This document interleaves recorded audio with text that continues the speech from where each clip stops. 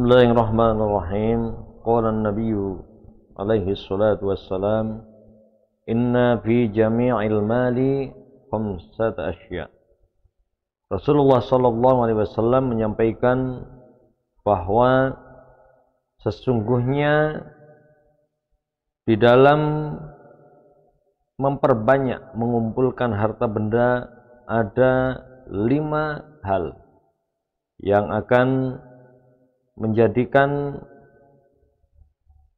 kesulitan-kesulitan atau menjadikan nilai minus dalam pengumpulan harta benda. Karena tentunya setiap dari kita masing-masing ingin kecukupan dalam urusan dunia, banyak harta, banyak uang. Tetapi hal ini akan menimbulkan dampak 5 hal minimal oleh Rasulullah SAW disampaikan, yaitu al-'ana'. Yang pertama adalah ketika kita berlomba-lomba memperbanyak harta benda kita, maka jelas kita akan melakukan atau melewati prosesi tahapan sulitnya mengumpulkan harta benda, karena sesuatu yang tidak mungkin dalam menuju suatu hasil yang banyak kalau tidak melewati proses yang begitu sulit. Wa fi jam'ihi, yaitu dalam mengumpulkannya tentunya harta benda kita, jatuh bangunnya usaha kita. Kadang kita diinjak-injak, kadang seseorang perlu melakukan sesuatu hal yang berbenturan dengan hati dan pikirannya. Itulah ketika seseorang begitu diperbudak untuk memperbanyak harta bendanya saja. Yang kedua, wasyughla an dzikrillah ta'ala bi islahih, akan selalu disibukkan sehingga lalai, lupa dari zikrullah, ingat kepada Allah Subhanahu wa taala, karena motivasi pengumpulan harta bendanya hanya karena untuk memperbanyak saja, sampai dia lupa waktu, lupa segalanya, hingga lupa dengan Allah Subhanahu wa taala yang memberikannya rizki. Kemudian yang ketiga, Rasulullah menyampaikan wal khaufa min salibihi wa sariqihi. Seseorang yang hanya menilai harta bendanya yang telah dikumpulkannya dengan susah payah sampai melupakan segala sesuatu, dia tentu akan takut kehilangan harta bendanya, takut dicuri oleh orang lain, takut berkurang harta yang telah dia miliki.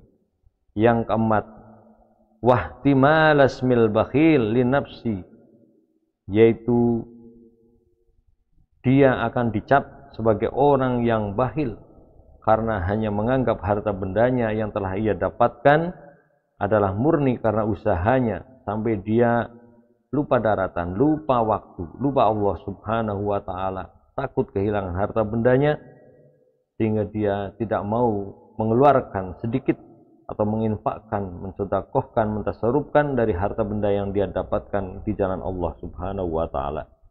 Kemudian yang kelima, wa mufaraqatas sholihin min ajlih, yaitu dia akan semakin jauh terputus daripada orang-orang yang soleh karena dia waktunya lebih sedikit untuk diluangkan untuk bersama dengan orang-orang yang soleh, yang tentunya akan mampu memberikan garis-garis besar, memberikan warning, memberikan arahan bahwa segala hal apapun, baik harta benda, rizki, pertolongan hanyalah dari Allah Subhanahu wa taala.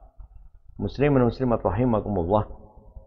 Kemudian Rasulullah menyampaikan, wa fi tafriqihi khamsat asya. Orang yang mau membagikan harta bendanya, ayil mal bi ihrahi ala sabilil khair, setelah dia mengumpulkan harta bendanya, diberikan rezeki yang lebih oleh Allah Subhanahu wa taala, dia masih ingat kepada Allah. Dia mau mengeluarkan, menginfakkan, mensedekahkan harta bendanya walaupun sedikit, maka dia akan mengalami 5 perkara juga. Yang pertama, rohatun nafsi, yaitu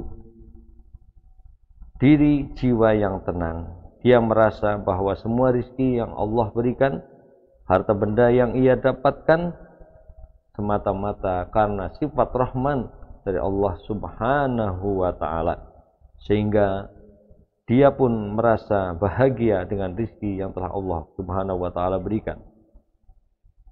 Dia tidak begitu ngoyo atau tidak begitu menggebu untuk memiliki apa yang belum jadi miliknya, tapi dia bersyukur.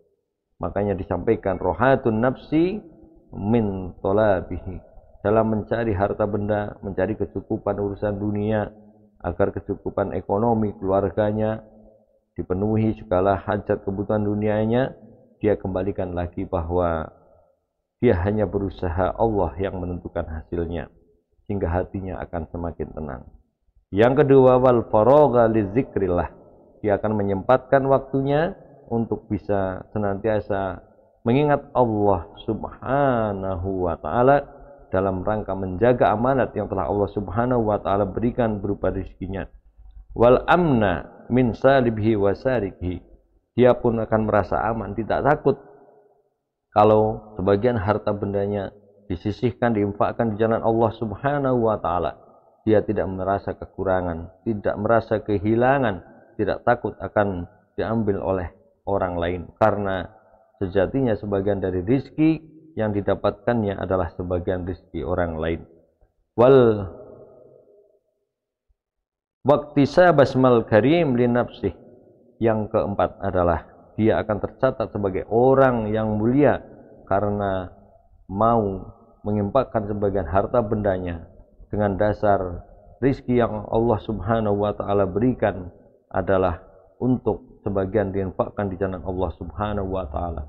Dari Allah kembali kepada jalan Allah Subhanahu wa taala, dan dia akan mendapatkan kemuliaan di sisi manusia dan di sisi Allah Subhanahu wa taala. Yang kelima, wa musahabatal sholihin di firaqi, dan dia akan dikenang sebagai seorang sahabat yang baik kepada teman-temannya, kepada orang lain, karena dia mau menginfakkan, mendermakan sebagian harta bendanya yang ia miliki, bukan hanya sebagai pencapaian apa yang telah dia usahakan, tapi merupakan amanat dari Allah Subhanahu wa taala, sehingga dia mau berbagi, dia menjaga diri, hati, pikirannya bahwa semua lillah, karena Allah Subhanahu wa taala.